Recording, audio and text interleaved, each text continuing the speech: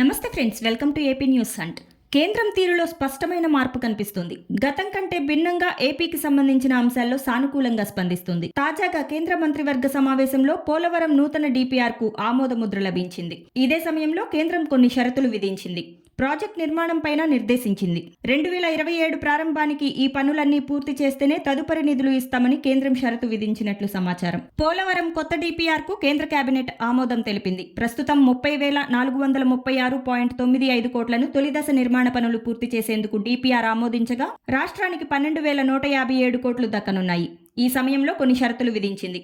2026 మార్చి నాటికి తొలి దశలో నీళ్లు నిలబెట్టేలా పూర్తి చేయాలని నిర్దేశించింది. 2027 ప్రారంభానికి పనులు పూర్తి చేస్తేనే తదుపరి నిధులు ఇస్తామని కేంద్రం షరతు విధించింది.